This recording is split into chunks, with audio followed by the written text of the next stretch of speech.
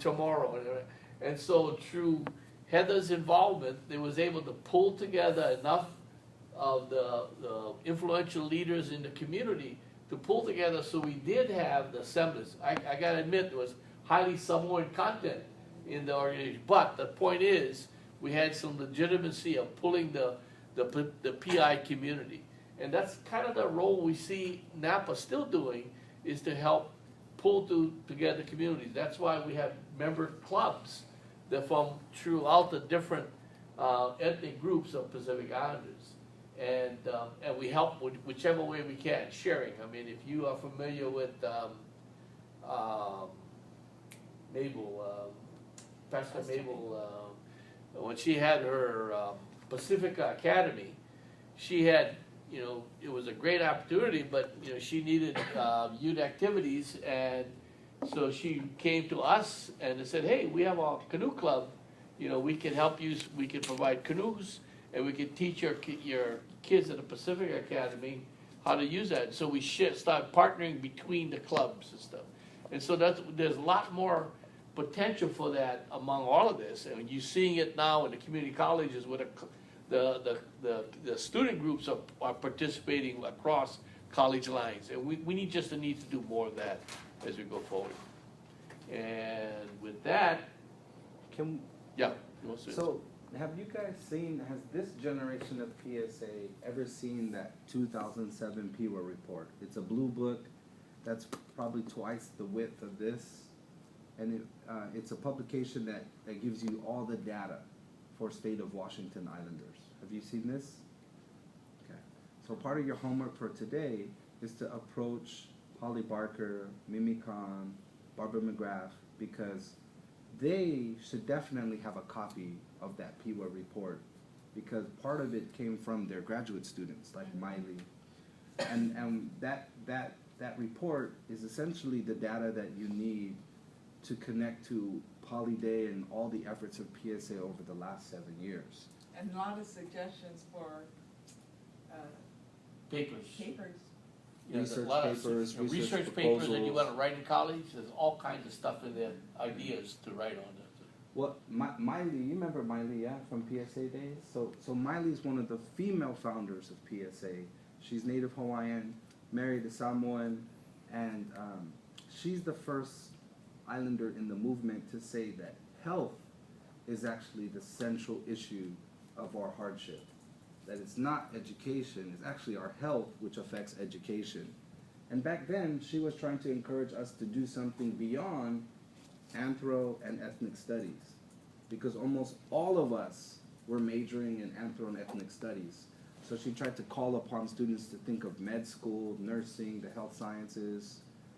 Now, what's great about what they started, which today Carmen, Kiana, Janina, Christina Pelasasa have demonstrated an interest, is to revitalize PWA, because it really has not existed in a formal way for 7 years. And for the women, especially the emerging women, to work with the graduating women and the elders to take PWA up as a new 2014, you know, goal. So I think you could Google PWA.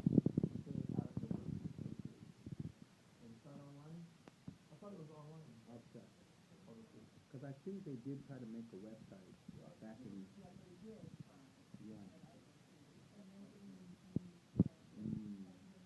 It's a good document and good research document. And we have planted the seed for one of our Nepali graduates to try to look at that and how we can apply that to the And it's good. I'm glad you made that connection. I've always suggested, because when I read those, it says recommended research topics, it's just loaded with stuff in there. So if you have to write papers and on ethnic studies or anthropology or something, I think you'll find some good topical suggestions in there. By the way, Miley is now an associate professor at the University of Hawaii in Manoa, and she's in the Department of Public Health. So it's not native health, but public health at the University of Hawaii. And so she's got a PhD from UW. And so, you know, you have another purple person when you go to Hawaii next year.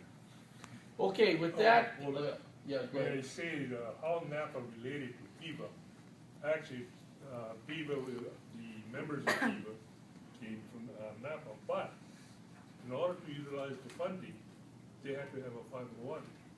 And this is where NAPA handled the funding. The $40,000. 40,000, I'm sorry, I understand, 30,000. That were allocated for, I had to go through, came through NAPA as a person to handle the funds, 501.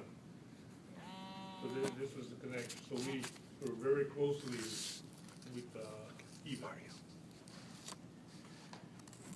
Oh, And one more thing, oh, yes. if anyone here Stop, wants. you interrupting us, we can't have a behind there, Mr. Kamali.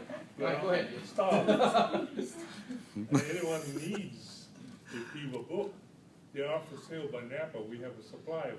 Yeah. What's selling it? $10? Yeah. Cover expense so we can buy more books later on. Because that's one thing, each college can be requested to buy PIWA book for their college to have data. We have a supply. I think Holly Barker's got one though, right? They should. I think we gave one to her or something. So to real quick, just to add, so Miley is the first documented PhD Native Hawaiian graduate from the School of Public Health, to my knowledge. Tevita Okaili is the first Tongan PhD graduate of UW, and I'm not sure who the first Chamorro graduate from a doctorate program is Mariana Leon Guerrero, who finished in 2002 from the College of Education. And so if we could find who the first Samoan and the first Fijian, that would be another good thing for NAPA to document. But you don't think, Well, but I mean to graduate from UW with a PhD. We got ours from Berkeley. you don't think, So- you don't think UW has Hawaiians that have got PhDs? From School of Public Health. Oh, School of Public Health. Yes. Oh, okay. I see. And to my knowledge, I know there's other perhaps before her, but not in public health. Yeah. Yeah, you know, when, there's a connection, they had, this guy, Dr. Kiavi, Aimoku Kaholokula, spoke just recently on campus. Last Wednesday? Yeah, and he said he helped hire Miley for the job at UH. So, and he clarified to us that he's with the Department of Native Health, and she's in public health, but he was on the selection committee, so it was just interesting that we started. What, you had something to say I there? said, drop my name into that pot. What? Drop my name into that pot next Oh, time. good, okay, good. But see, people like him and the people who visit each year, that's really truthfully who NAPA should try to advocate that UW recruit and hire as faculty here. Because obviously the university already recognizes that they're the expert of their field. The biggest challenge, honestly, is convincing people to relocate and live here in Washington, especially because some of the very best Islander scholars feel a kuleana to stay home and live at home for the remainder of their time. Right. So that's a real serious recruitment challenge that the school faces. So the good news is Mr. Teililo and Sela just